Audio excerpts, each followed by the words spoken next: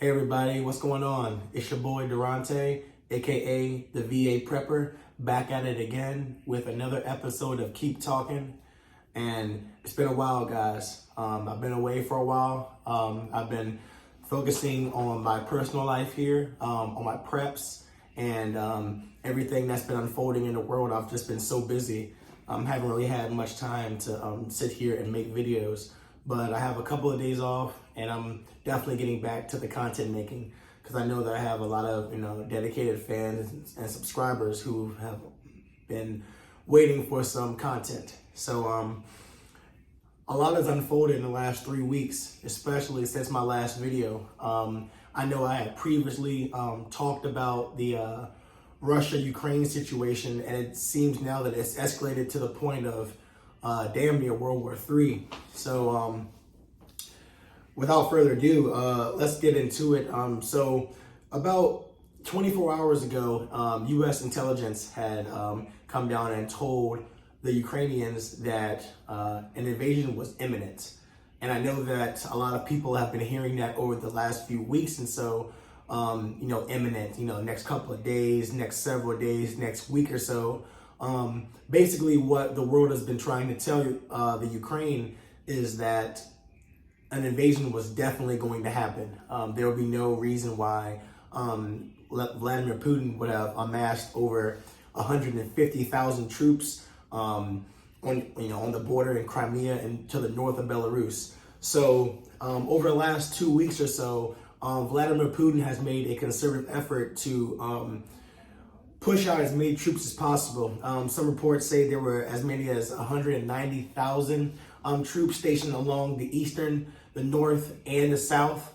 And at the time of me making this video, it seems that Russia has, decided to go forward with the full invasion. About a couple of hours ago, while I was at work, I saw some headlines about bombings, cruise missile strikes hitting Kiev and airports in Odessa and Mariupol region. And it just seems that Vladimir Putin has put his foot on the gas pedal and is going full-fledged with this invasion. So the question is, how do we get here with Vladimir Putin and Russia taking such aggressive measures? I don't believe that anybody in the West, I don't believe that anybody, even in Russia, besides, the armed forces and the Security Council themselves knew that Russia was going to take such aggressive measures so quickly. Vladimir Putin announced on Russian state TV a couple of nights ago that Ukraine was ethnic Russian territory, and that it seems that that he is trying to reassemble the Union of Socialist Soviet Republic. I think that's what the USSR used to stand for. And he's been spewing all this random propaganda and stuff on Russian state TV, trying to show, trying to prove his case for invading Ukraine to the Russian people. I'm not too sure really how the Russian people are going to accept this, but I'm not sure they have much input at all. So with this invasion that's been ensuing, it's been going on now for about 12 hours, and I'm getting reports now that there is somewhere around 60 plus casualties, and that's Ukrainian army, Navy, and civilians. I've also heard about 7 plus helicopters being shot down on the Russian side. So it seems that the Ukrainians are holding their own. They're putting up a good defense. The weapons that the United States and the UK and other NATO allies have supplied them with seems to be helping them hold the line. And a lot of people have to get this, past their minds that this isn't the 2014 Ukrainian army either.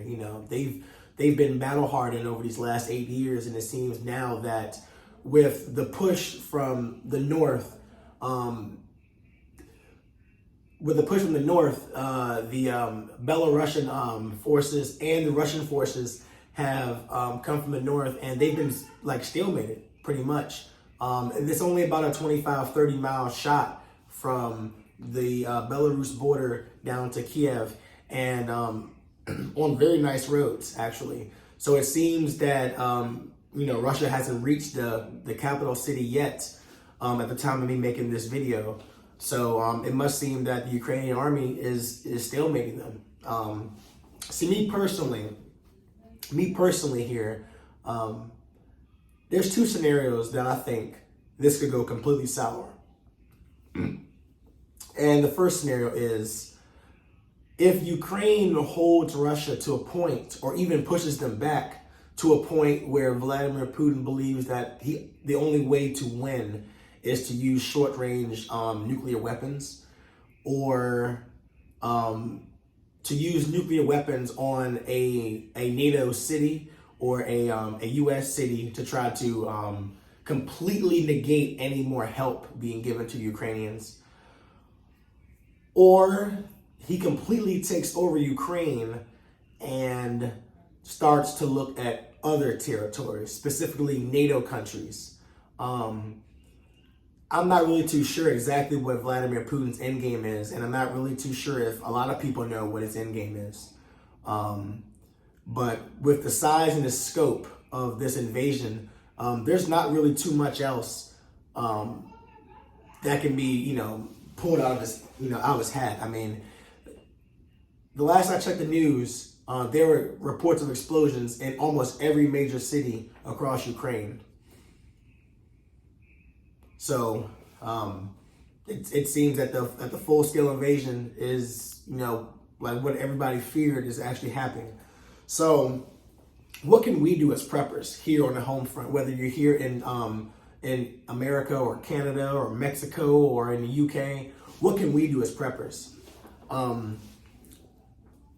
First thing is first, make sure that you have an adequate water supply. You're going to need 1 gallon of water at minimum for each person in your house per day. So it'd be better to have, upwards of 2 gallons of water per person a day. And you want to have at the very least 3 weeks.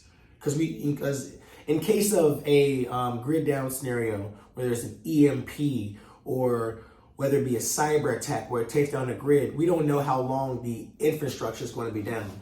And we don't know exactly what the size and the scope of the attack would actually be, or how it would look like. Another thing, make sure you have plenty of non-perishable foods. You definitely want to have, canned foods, ramen noodles, MREs. You want to have things that do not require a lot of energy to prepare. You don't want to have anything you have to cook, because of course, cooking, especially, when there's not a lot of food around, if your neighbor hasn't eaten in 3 days and they smell, you outside making some spam, you can definitely cause some conflict. Another thing you can definitely do is go out here and try to find some of these special boxes and special blankets that they have that you can put your electronics under in the event of an EMP, and they'll be safe from the shock wave. Lastly, stay vigilant. Don't really absorb everything that you see from the media. Me personally, I like to choose multiple sources. I like to watch CNN, I like to watch Fox, I like to watch the Young Turks, I like to watch BBC. I like to gather my own opinion, like a consensus from all of them, because sometimes if you lean too far towards one station or one media outlet, you are kind of like you're totally not getting the whole view. A lot of times, conservative media will lean towards one way, and leftists or progressives will lean towards another way and try to skew the view and skew what's actually going on to try to lean towards their political catering. So with that being said, the United States is going to find itself in a very precarious position here soon. I know a lot of people here are, thinking, well, what does that have to do with us? There's actually a lot it has to do with us. If when Russia takes over Ukraine, that has a lot of implications for a lot of things. Ukraine is the grain breadbasket of Europe. They produce 70% of damn near all the grain in Europe. Russia, with these sanctions being slapped on them, They are a large export of natural gas oil. They're actually the second largest export of natural gas and oil on the planet, right behind the United States. And with these sanctions being slapped on them, you can bet that they're not going to just export oil and export gas to these European countries. So, with Europe already being in the midst of an energy crisis, Vladimir Putin, cutting off gas and stuff is definitely going to hurt the European and the American economy. So the average American is definitely going to feel this in their pocketbook. But that's the cost of democracy, in the words of Joe Biden. I don't think that we will get to a point where we see American boots on ground in Ukraine unless there is some dramatic escalation in another part of Europe in which Russia directly threatens NATO or the United States directly, which I don't think that he actually would. But it's quite the position that we're in now, guys.